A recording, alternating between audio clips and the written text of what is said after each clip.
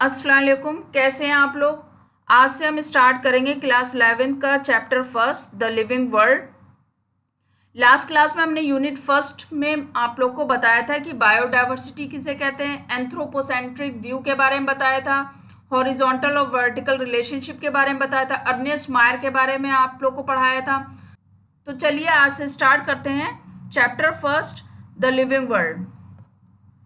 Diversity in the living world. इस पूरी ज़मीन पे बहुत सारे लिविंग ऑर्गेनिज्म पाए जाते हैं। उन लिविंग ऑर्गेनिज्म में हम क्या क्या चीज़ देखते हैं, हम देखिए प्लांट्स देखते हैं जो हमारे चारों तरफ होते हैं, एनिमल्स, बर्ड्स, इंसेक्ट, जिंदा चीज़ें आपको चारों तरफ नज़र आती हैं वो यही होती हैं। उसके अलावा बहुत सारे ऑर्गेनिज्म ऐसे होते हैं जो बहुत ही छोटे होते हैं, जो आपको अपनी आंखों से दिखाई नहीं देते हैं। तो वो आप किस चीज़ से देखते हैं, वो आप माइक्रोस्कोप से देखते हैं। तो इस पूरी वैरायटी को हम क्या कहते हैं, हम डाइवर्सिटी कहते हैं। डाइवर्सिटी का सिंपल अगर मतलब समझेंगे तो होता है कि वैरायटी ऑफ लाइफ, कितनी वैरायटी है। जैसे कि मान लीजिए सपोज आप किसी कपड़े की दुकान पे जाते हैं, आप क्या देखते हैं कि वहाँ पे कितनी ज़्यादा वैरायटी है। वैरायटी का मतलब है तो सब कपड़े ही, लेकिन डिफरेंट डिफरेंट ब्रांड्स के हैं, डिफरेंट डिफरेंट कलर के हैं, तो इसको क्या बोलते हैं, वैरायटी। एक ही चीज़ है बट वैरायटी है। जैसे कि सारे लिविंग ऑर्गेनिज्म है, लेकिन लिविंग ऑर्गेनिज्म वैरायटी है, कोई प्लांट है, कोई एनिमल है, कोई बर्ड्स है, कोई इंसेक्ट्स है, कोई बहुत ही छोटे माइन्यूट ऑर्गेनिज्म है, कोई फंजाई है। तो ये सारी चीजें इंक्लूड होती हैं डाइवर्सिटी में।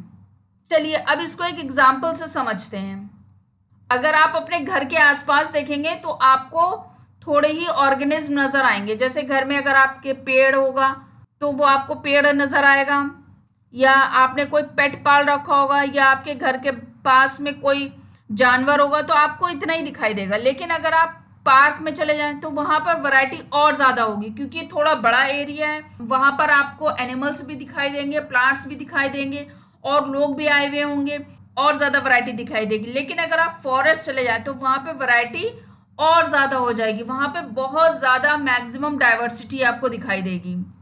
तो इसका कंक्लूजन क्या है कि जितना बड़ा एरिया होगा उतने ही ज्यादा आपको वहां पे ऑर्गेनिज्म दिखाई देंगे, उतनी ही ज्यादा वहां पर डाइवर्सिटी आपको नजर आएगी।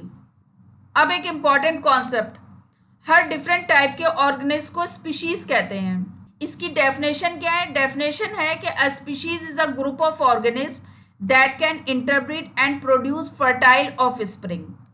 मतलब ये कि वो ऑर्गेनिज्म जो आपस में इंटरब्रीड करे, क्रॉस करे, और उसके बाद उसके जो ऑफस्प्रिंग हो वो फर्टाइल हो, उसको स्पीशीज कहते हैं। ये डेफिनेशन किसने दी थी, ये डेफिनेशन अर्नेस्ट मायर ने दी थी। जैसे मान लीजिए डॉग है, वो एक स्पीशीज है, कैट है एक और स्पीशीज है, लेकिन डॉग एंड कैट जो है आपस में इंटरब्रीड नहीं कर सकते। तो और ऐसे ही मैंगो ट्री है, वो भी एक स्पीशीज है। प्लांट्स डिफरेंट डिफरेंट स्पीशीज के होते हैं, एनिमल डिफरेंट डिफरेंट स्पीशीज के होते हैं। जो स्पीशीज स्पेसिफिक होती है वही आपस में इंटरब्रीड कर सकते हैं। जैसे कैट कैट आपस में इंटरब्रीड करेगी, डॉग डॉग आपस में इंटरब्रीड करेंगे। और डॉग में भी जो स्पीशीज होती हैं, डॉग भी डिफरेंट डिफरेंट टाइप के होंगे, आपको पता होगा।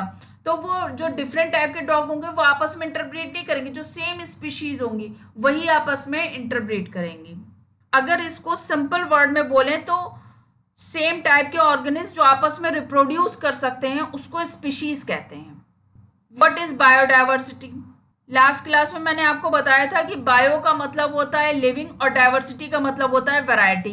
तो लिविंग ऑर्गेनिज्म की कितनी वैरायटी है इसी की हम बात करते हैं बायोडाइवर्सिटी में।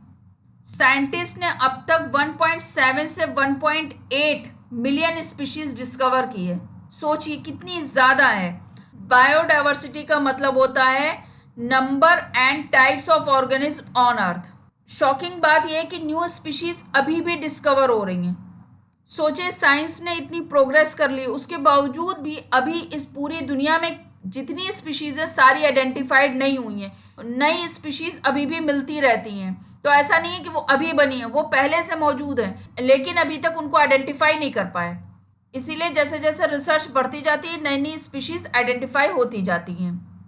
हिडन ऑर्गेनिज्म, हिडन ऑर्गेनिज्म का मतलब होता है माइक्रो ऑर्गेनिज्म, जो इतने छोटे होते हैं जो आपको अपनी आंखों से नजर नहीं आएंगे। उसके लिए आपको माइक्रोस्कोप चाहिए होगा, माइक्रोस्कोप में ही आप उसको देख पाएंगे। कुछ ऑर्गेनिज्म इतने छोटे होते हैं कि उनको हम ऐसे आंखों से नहीं देख सकते, तो उनको कहते हैं माइक्रो ऑर्गेनिज्म। और इनको किससे देखा जा सकता है? माइक्रोस्कोप से। और ये माइक्रो ऑर्गेनिज्म हर जगह मिलेंगे, चाहे वो एयर, वाटर, सॉइल, सब जगह ये प्रेजेंट होंगे। जैसे कि एग्जाम्पल है बैक्टीरिया हो गया, fungi, protozoa. Problem with local names. देखिए साइंस में लिविंग ऑर्गेनिज्म का एक स्पेसिफिक साइंटिफिक नेम होता है, उसको उसी साइंटिफिक नेम से बुलाया जाता है। अब क्वेश्चन ये है कि हम लोकल नेम से क्यों नहीं बुला सकते? देखिए लोकल नेम हर जगह का वेरी कर जाता है, country to country, region to region. हर किसी की लैंग्वेज अलग होती है, तो लैंग्वेज के हिसाब से वो उस पर्टिकुलर ऑर्गेनिज्म को एक स्पेसिफिक नाम दे देते हैं, लेकिन वो नाम उसी एरिया या उसी रीजन या उसी कंट्री के लोग समझ सकते हैं, दूसरे लोग नहीं समझ सकते। तो इस वजह से कहा गया कि एक स्पेसिफिक साइंटिफिक नेम होना चाहिए जो ऑल ओवर वर्ल्ड कहीं पे भी बोला जाए तो वो सेम रहे, वो वेरी नहीं करे रीजन टू रीजन। जैसे हिंदी में डॉग को कुत्ता बोलते हैं, इंग्लिश में डॉग बोलते हैं, अरेबिक में कल्ब बोलते हैं। अब प्रॉब्लम क्या है कि सेम ही ऑर्गेनिज्म है लेकिन उसका डिफरेंट नाम है, प्लेस टू प्लेस उसका नाम चेंज हो रहा है, तो इस वजह से क्या हो जाता है? कंफ्यूजन हो जाता है। Need for scientific names. इस कंफ्यूजन को सॉल्व करने के लिए साइंटिस्ट ने एक सिस्टम बनाया कि हर ऑर्गेनिज्म का एक यूनिवर्सल नाम होगा। इससे क्या होगा कि पूरी दुनिया में एक ही नाम रहेगा, कम्युनिकेट करने में आसानी रहेगी और कंफ्यूजन भी नहीं होगा, क्योंकि लोकल नाम सब जगह का अलग अलग होता है तो उससे कंफ्यूजन क्रिएट हो जाती है। एक ही ऑर्गेनिज्म के डिफरेंट डिफरेंट नाम है, तो यहाँ पर कंफ्यूजन को ख़त्म करने के लिए साइंटिफिक नेम के लिए बोला गया कि एक यूनिवर्सल नाम रहेगा सारे ऑर्गेनिज्म का, जितने भी लिविंग ऑर्गेनिज्म हैं। नॉमनक्लेचर। नॉमनक्लेचर लास्ट क्लास में मैंने आपको बताया था, नॉमनक्लेचर का मतलब होता है किसी भी ऑर्गेनिज्म को उसका एक साइंटिफिक नाम देना, और हर ऑर्गेनिज्म का सिर्फ एक ही साइंटिफिक नाम होगा, अलग अलग बहुत सारे नाम नहीं होंगे, सिर्फ एक होगा पूरा वर्ल्ड वाइड। जैसे कि एग्जाम्पल है मैंगो। मैंगो का साइंटिफिक नेम होता है मैंजीफेरा इंडिका। ये पूरा वर्ल्ड वाइड रहेगा कि मैंगो का नाम मैंजीफेरा इंडिका है, ये कहीं पे भी वैरी नहीं करेगा। आइडेंटिफिकेशन।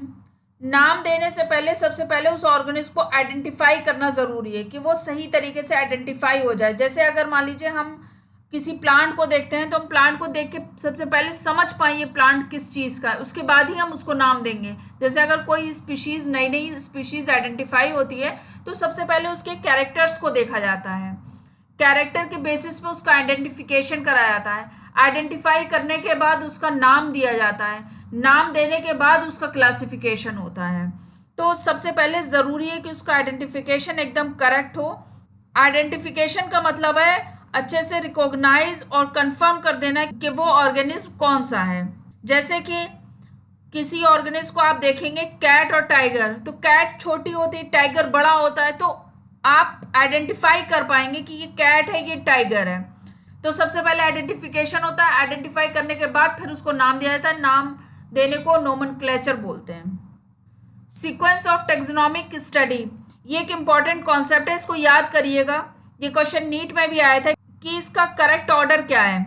तो सबसे पहले अगर कोई भी ऑर्गेनिज्म होगा आप उसको कैरेक्टराइजेशन करेंगे, उसके कैरेक्टर देखेंगे कौन कौन से उसमें स्पेशल कैरेक्टर है, उन कैरेक्टर के बेसिस पे आप उसको आइडेंटिफाई करेंगे।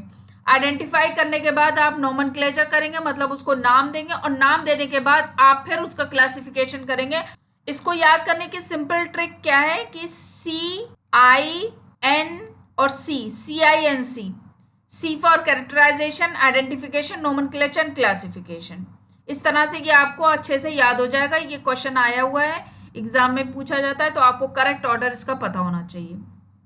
आई होप आज का क्लास आपको अच्छे से समझ में आया होगा। मिलते हैं नेक्स्ट क्लास में, ओनली ऑन लर्न बायोलॉजी।